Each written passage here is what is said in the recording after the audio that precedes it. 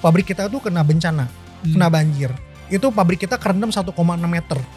Ini gimana nasib 1.000 orang karyawan, masih ada anak, ada istri, bagaimana gitu. Jadi umur 23 tahun, saya bikin hutang pertama 10 miliar. Ya. Dan salahnya, ya gue ikut mentor yang salah.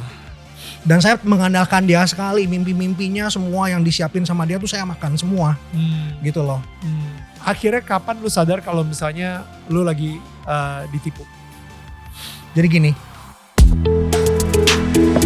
Hai, ini gua Daniel, tetangga kamu. Di sini gua akan ngobrol dengan tetangga gua tentang perjalanan hidup mereka dari kacamata spiritual di saat mereka mengalami situasi tidak pasti dan kekhawatiran, sampai bisa kembali bangkit menjadi orang yang lebih kuat dari sebelumnya. It's gonna be very exclusive and inspiring. Hey guys, balik lagi bersama gue dan tetangga kita hari ini, Alex Fu. Nah, untuk kalian yang baru aja menonton channel Daniel Tetangga Kamu, thank you banget ya udah masuk ke sini dan join sama kita. Dan khususnya juga yang sudah subscribe. Jangan lupa kalau kalian belum subscribe, please klik di sini subscribe tuh yang ada merah-merahnya. Dan terus dapetin konten-konten seperti ini. Alright, kita langsung balik lagi ke Bro Alex ya. Bro, tapi lu sendiri kenapa pengen IPO? Kenapa pengen gue mau banget go public gitu perusahaan ini? karena kalau kita lihat tentang IPO itu kan kita ngomongin tentang upscaling our business ya. Ya. Jadi dari perusahaan berstandar keluarga lah gitu ya maksudnya ya. Tapi kita bisa jadi berstandar nasional gitu loh. Dalam manajemennya. Dan kalau misalnya kalau kita kan pengennya nih mau bisnis mau benar atau mau salah. Semua orang juga pengennya benar. Tapi dalam kenyataannya di Indonesia ini mau jadi orang benar tuh susah ya gitu ya.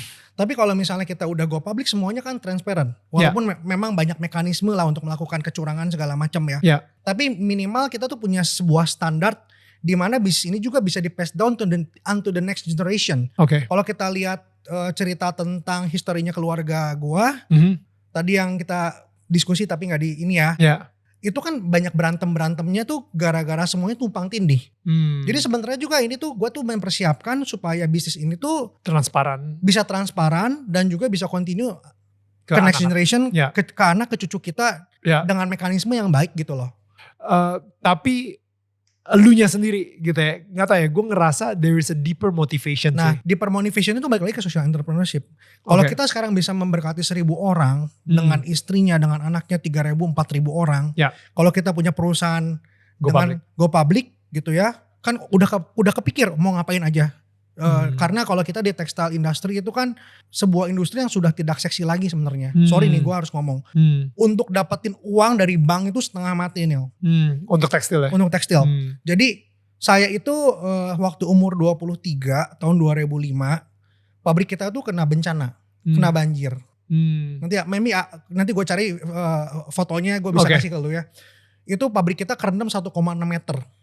Jadi sungai Citarum meluap, seluruh pabrik saya dari depan ke belakang semuanya kena. Machinery, stok kita segala macam. Umur saya 23 tahun, papa saya tanya waktu itu. Waktu saya baru 2 tahun di pabrik belum ngerti apa-apa. Gimana nih, kita mau lanjutin gak? Gitu, mau lanjutin gak?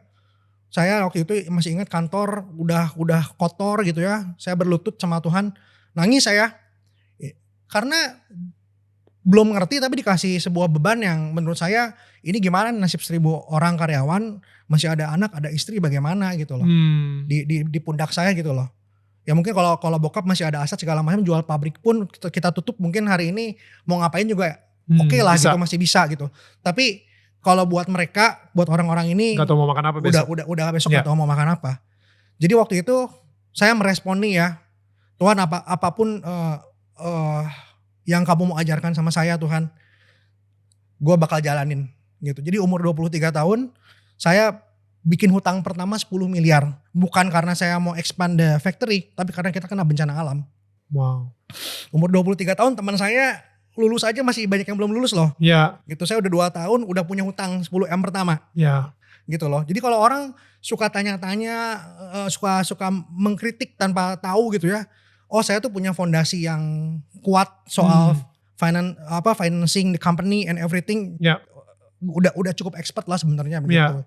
Gitu. Jadi itu sebenarnya yang waktu itu ini kalau misalnya kita punya 1.000 kita bisa memberkati mereka.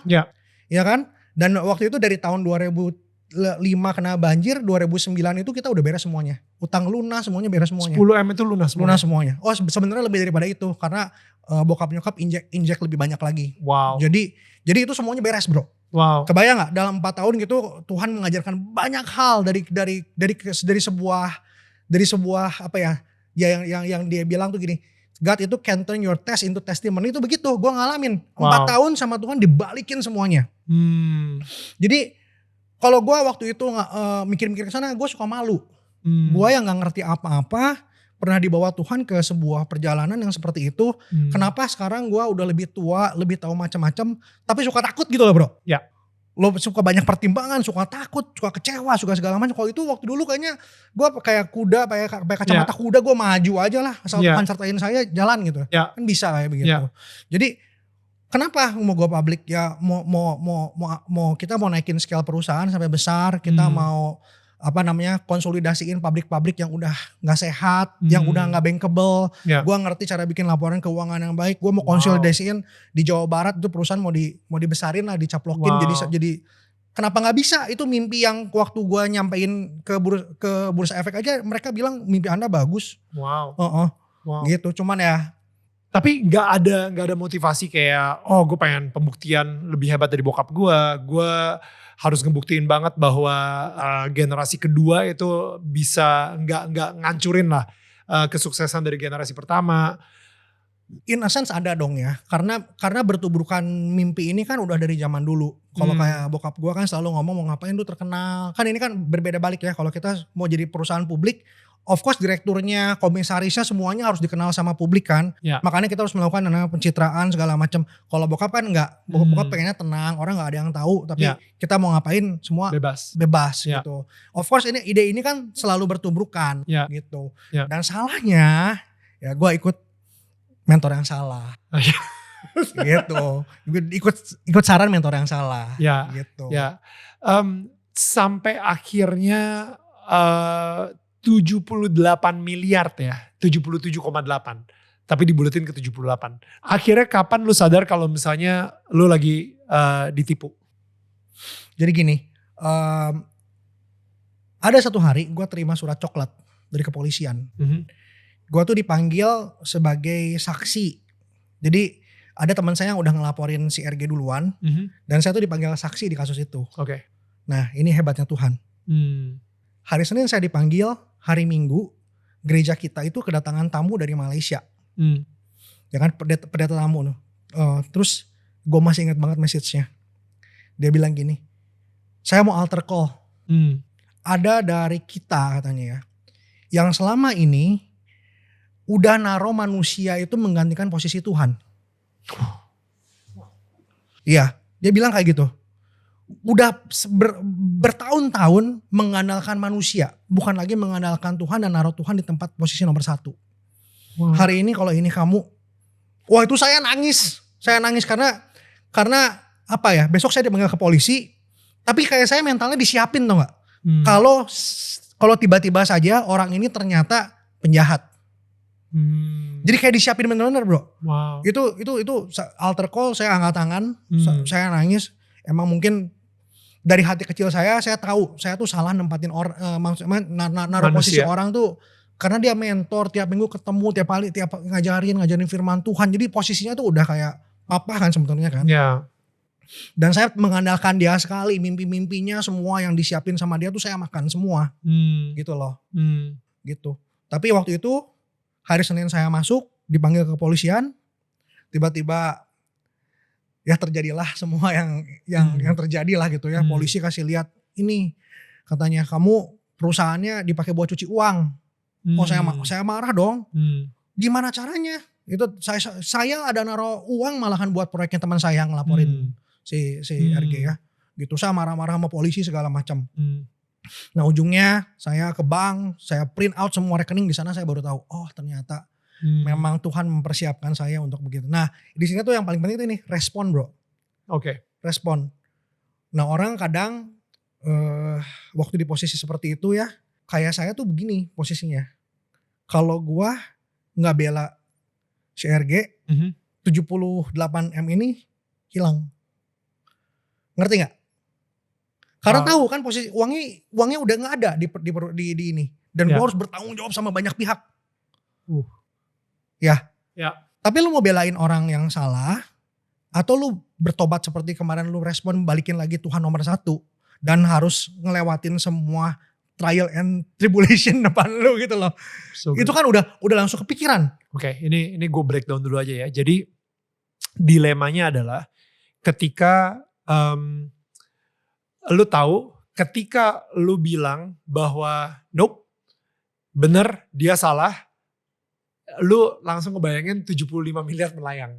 Tapi kalau misalnya lu bilang enggak, dia gak salah, lu ngebela dia, in a way lu bohong, tapi 78 miliar itu masih safe. Kita gak tahu kan? Kita juga gak tahu, tapi yang pastinya lu memprioritaskan manusia di atas Tuhan. Betul. Gitu. Dimana padahal hari sebelumnya udah jelas lu angkat tangan bilang kalau misalnya Tuhan. Gue mau naruh Tuhan di tempat nomor 1 lagi. Exactly. Lu akan taruh Tuhan jadi nomor 1 lagi. The fear of God rather than the fear of man. Yes, correct. Ya.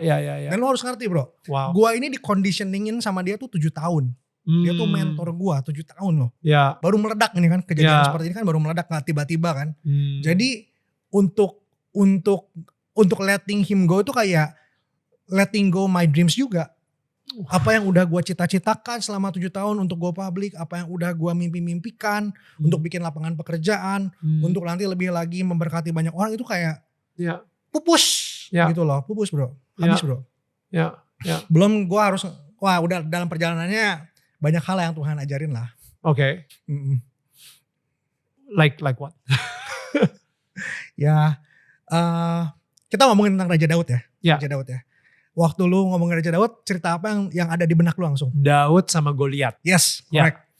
Daud ngalahin Goliat, lalu ada lagu. Katanya apa? Raja Saul itu membunuh beribu-ribu, tapi Daud puluhan ribu gitu. Membunuh berlaksa-laksa, lebih banyak. Yang ngerti kan? Ini cerita Raja Daud ya. Cerita tentang Raja Daud itu kan gak berhenti sampai sana. Ada cerita tentang Daud di Gat. Di Gat. Oke. Oh gak apa? GAT atau GAD ya? Daud itu waktu itu lagi dikejar sama mertuanya sendiri si Saul. Dia mau dibunuh. Dia ketakutan sampai kabur ke negeri Filistin. Ke negeri musuhnya loh. Ke negeri musuhnya. Nah jadi kalau tema besarnya tuh Daud pura-pura gila di sana. Nah, tahu gak kenapa? Dia tuh di situ ketemu sama satu raja namanya Raja Akis. Nah, si Raja Akis nih tahu bukannya ini orang yang dielulukan sama bangsa Israel tuh Saul membunuh ribuan, Daud membunuh berlaksa-laksa puluhan ribu. Kamu tahu barang yang sama yang dulu mengeluh-ngeluhkan membuat dia tinggi, sekarang bikin dia ketakutan setengah mati. Dikejar-kejar. Iya kan? Dan orang tahu ini bukannya orang ini terkenal nih yang dulu ngebunuh si Goliat. Ini barang yang sama, pujian yang sama itu bisa dipakai dia sampai dia pura-pura gila. Saking mau ketakutan mau dibunuh. Jadi dikejar sama mertuanya sendiri, terpojok, terus udahnya sesuatu yang dia anggap dulu berharga dan membuat dia hebat, sekarang ketakutan gara-gara itu. Jadi in the sense, kalau kita ngomongin tentang hidup saya, dulu mungkin posisi jabatan sesuatu yang saya aktif di Apindo, orang kenal saya gitu ya, reputasi. Yang membanggakan banget. Yang membanggakan. Itu tuh jadi ngebalik semuanya. Saya pernah ngalamin. Jadi buah bibir satu Bandung, ngerti gak sih? Wow. Ngerti gak? Malunya seperti apa? Ya kan? Belum dari kalau yang namanya gosip kan jahat bro. Dari ceritanya Alex ditipu sampai Alex nipu. Itu kan keluar bro kayak begituan. Si Alex nipu tuh, jadi nipu orang tuanya, jadi nipu macam-macam, jadi isunya kebanyak. Orang bank sampai takut ketemu saya. Ini kan efek dari sana. Dan karena tadinya kita terkenal, karena barang yang sama, karena kita udah bikin profiling segala macam, malah itu dipakai buat bikin kita hancur. Wow. In a sense itu yang gue alamin. Ya maksudnya kalau kita ngelihat Daud itu wah, dia tuh luar biasa gitu. Dan pada saat itu cerita Daud kan gak berhenti sampai sana. Yang dia lakukan responnya apa? Daud meneguhkan keyakinannya pada Tuhan. Itu yang orang maksudnya tuh sometimes gak sadar. Bahwa respon kita terhadap masalah kita tuh penting banget. Dan yang paling susah tuh berdamai sama diri sendiri bro. untuk ngomong gue salah, udah menomorduakan Tuhan, udah salah ngambil figur, udah kurang ajar sama orang tua. Jadi satu hari gue udah bilang sama bini gue, nanti lu siapin baskom isi air ya, gue cuci kakinya. Ya gue nangis lah, maksudnya aduh gak niat jahat begini loh sama keluarga gitu. Cuman satu hal, gue tuh gak nurut sama si papa. Dan itu dipakai sama iblis habis-habisan untuk menghancurkan keluarga kita. Miracle kayak gini tuh gue lihat. I witness this kind of miracle in my family, in my life. Wow. And yet gue bertanya-tanya, kenapa urusan hukum gue gak beres-beres Tuhan?